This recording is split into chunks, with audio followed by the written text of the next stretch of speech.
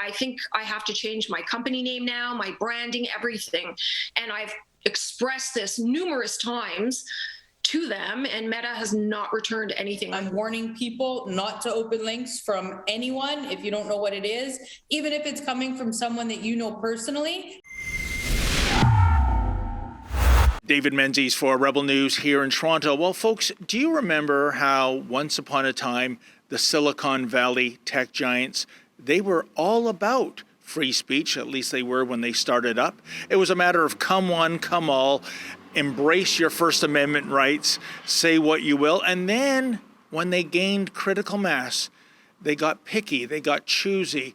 They decided that approved speech was appropriate, not free speech. And so it is if you, question the COVID-19 narrative, if you make impolite questions about the authenticity of the last U.S. election, if you, God forbid, misgender a transsexual, well, you face expulsion or a suspension from platforms like Facebook and Instagram. It's all about a violation of community guidelines.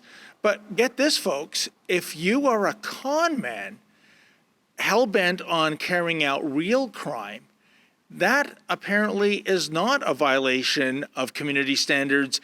And if it is, well, the owner of Facebook and Instagram, Meta Canada, really just doesn't care. Indeed, it appears that hundreds, if not thousands, of professionals have had their Instagram and Facebook accounts hacked. We've reached out to many of these people, and a couple have agreed to come on camera. And what a story they have to say. They are being fraudulently misrepresented by the people who have hacked into their accounts. They've even been subjected to blackmail.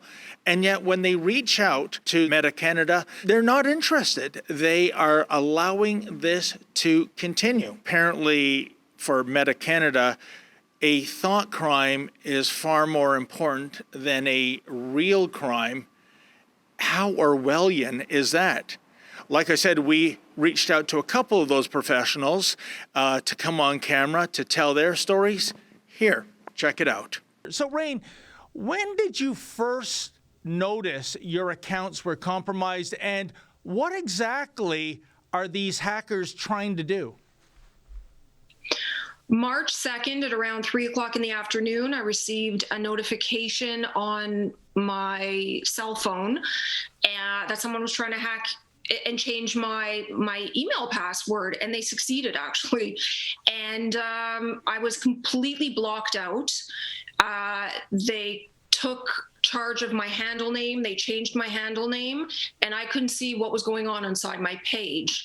And then apparently they started messaging people, impersonating me, asking for money, carrying on conversations, and some people actually thought they were talking to me. You have reached out to Instagram and Facebook and the parent company Meta. These fraudsters are still at it. I really think it's terrible. I find it very prejudiced, because if I was a Hollywood movie star or a huge influencer, they'd be on top of this immediately. Now I can't even access any of my accounts, actually. They did something where they've completely erased my actual name. So if you Google my name, it will not even take you into my business account. It won't take you into any of my personal pages, anything I'm actually affiliated with.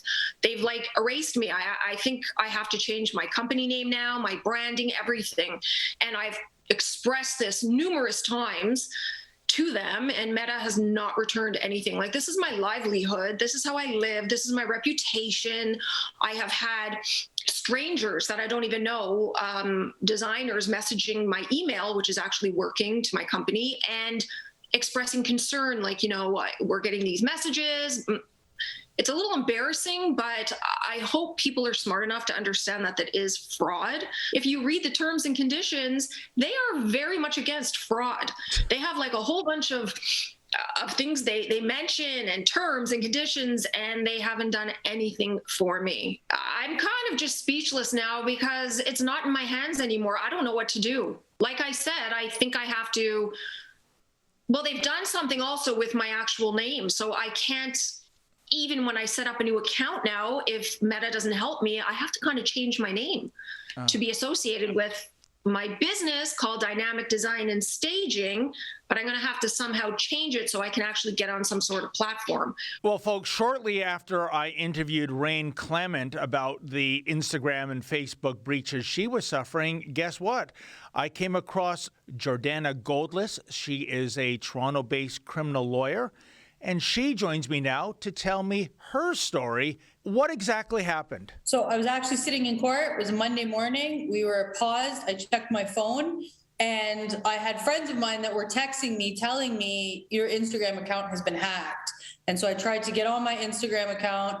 Lo and behold, some hacker was able to take control of my account and was using my account, posing as me, trying to sell Bitcoin and cryptocurrency.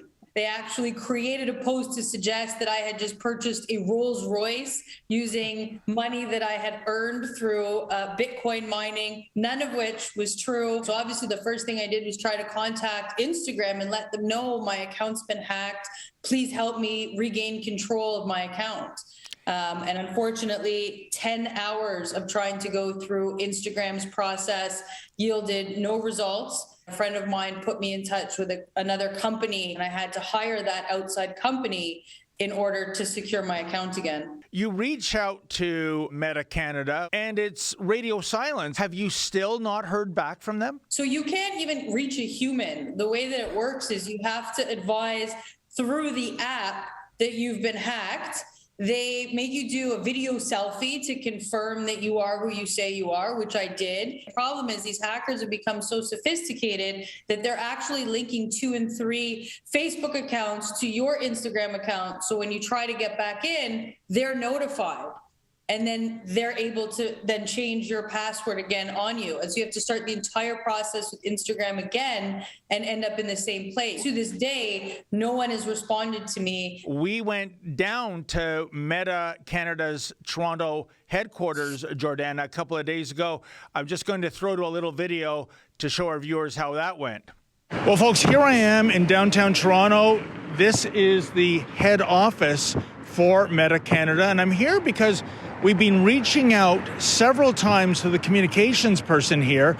That would be Marley Sockett, she, her, and she hasn't returned our emails in terms of setting up an interview, and I'm just reaching out for fair comment, see what Meta's side of the story is, and see how they would answer Jordana. I mean, surely you would think Meta would want to at least respond to that, but what we found is for a social media mega giant, they're not all that social. But in any event, I'm going to go in and see if I can speak to this person or anyone else to find out what the heck is going on. We've been conversing by email. I've been trying to set up a meeting. It's about the data breach. So I can't get a phone number right now. Oh, is that right, eh? Yeah.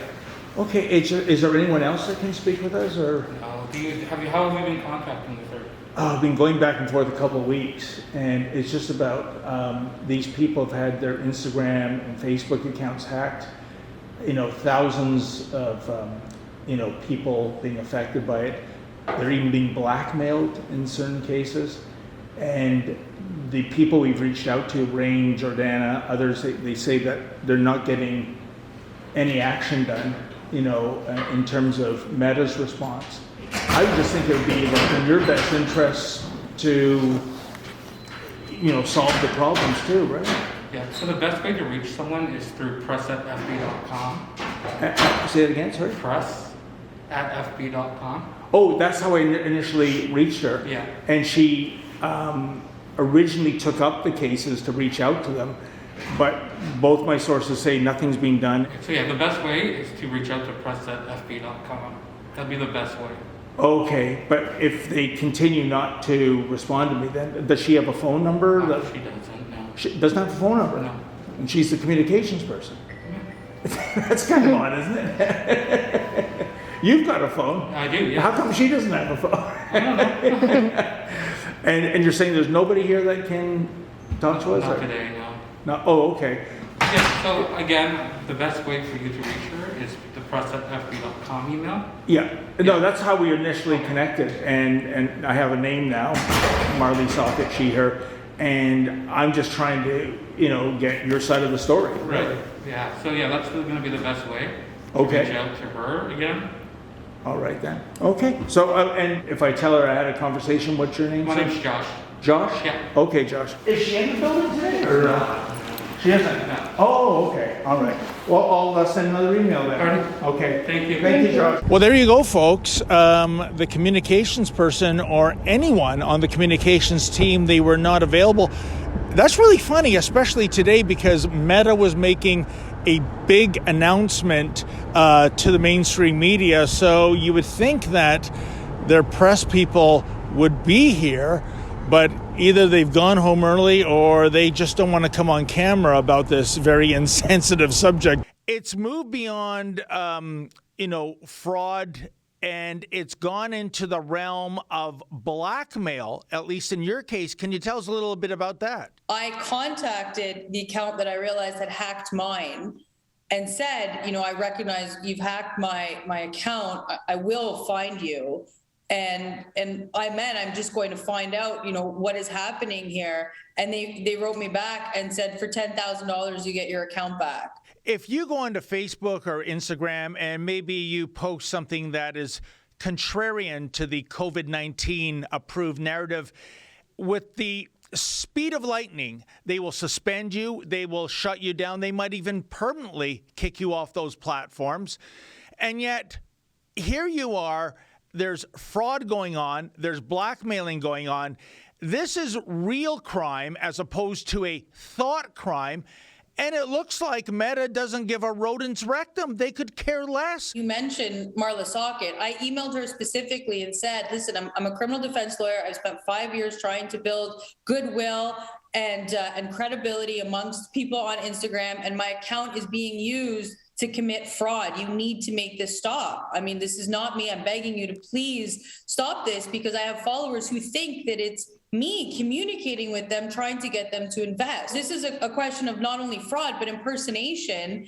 And I still never got a response, and they still did nothing to shut down that account. I had to hire outside help in order to make that happen. I think because it was so short-lived for me, it's not worth the time, effort, and energy to engage in that legal battle. Do I think that they have a social responsibility to stop this, to protect their users? Absolutely, they do. I have my account back. I am being really diligent on the messages that I respond to. I think what happened is someone had obviously sent me a link. I opened it. I'm warning people not to open links from anyone if you don't know what it is, even if it's coming from someone that you know personally. We're going to continue to follow this story and try to get some answers, because this clearly should not be happening. And I think their approach to this is downright cowardly. So in the days and weeks ahead, Jordana, good luck with your situation. I hope you're able to recover from this. So there you have it, folks. In the final analysis, Meta Canada doesn't seem to care. I don't know why they don't care. This is a smear on their brand. But such is the case. They are simply not interested in going after those nefarious individuals who are doing this hacking and are committing acts of fraud and blackmail. As they say down in Alabama, this dog don't hunt. But you know what? Meta Canada can ignore the pleas of their users. They can ignore the questions of journalists. What they can't ignore is a lawsuit. And maybe that is what's required for Meta Canada to step up to the plate and do the right thing. For Rebel News, I'm David the Menzoid Menzies. Can you imagine what's happened to our once great Dominion? Mandatory vaccine passports, get the jabs or lose your jobs, and not even get employment insurance. We think that's wrong. We're fighting back in the court and amassing signatures on a petition. Please go to fightvaccinepassports.com. That's fightvaccinepassports.com.